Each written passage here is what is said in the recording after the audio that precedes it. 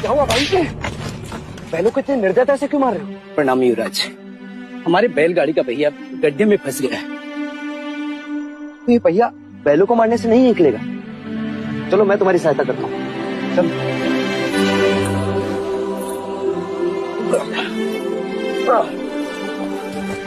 रुक जाइए युवराज, ये आप क्या कर रहे हैं? सहायता। सहायता या पाप? पाप? कैसे पाप?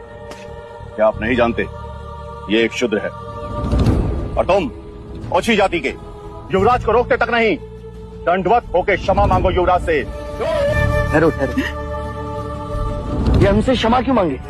इसने आपको छूने का अपराध किया है। इसने मुझे नहीं, मैंने इसे छूया। क्षमा युवराज, पहले इसने इस ब्राह्मण मार्ग में आने का अपराध किया है। कैसा अपराध? ये मार्ग सबके लिए है। ये सृष्टि, ये जल, वायु, मिट्टी, ये ईश्वर का अपराधी है और इसे दंड मिलना चाहिए।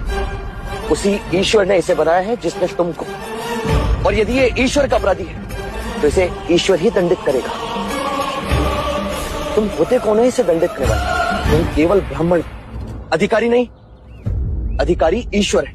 मत युवराज, हम इस सृष्टि पर ईश्वर का प्रतीक हैं, इस धरती पर भगवान का रूप है। केवल हम वेदांती पूजा पाठ कर्म से पुण्य के अधिकारी हैं, पुण्य के। यदि ये सत्य है तो कर लेते हैं तुम में और इसमें तुलना। इस धरती पर भगवान का प्रतीक इस फंसे हुए पहिए को बिना हाथ लगाए निकाल सकते हो?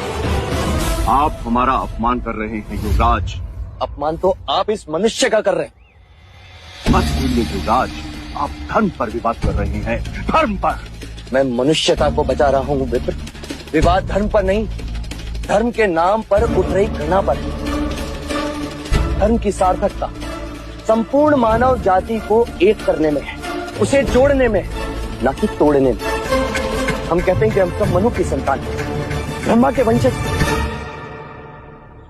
क्या कभी आपने शंकर की जाति को पूछा है?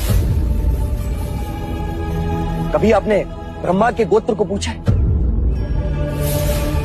या कभी विष्णु के वर्ण को पूछा है? जब हम एक मनु की संतान हैं, तो ये भी उतना ही ब्राह्मण है जितना कि तुम, और यदि नहीं तो तुम भी उतने ही शूद्र हो जितना कि ये।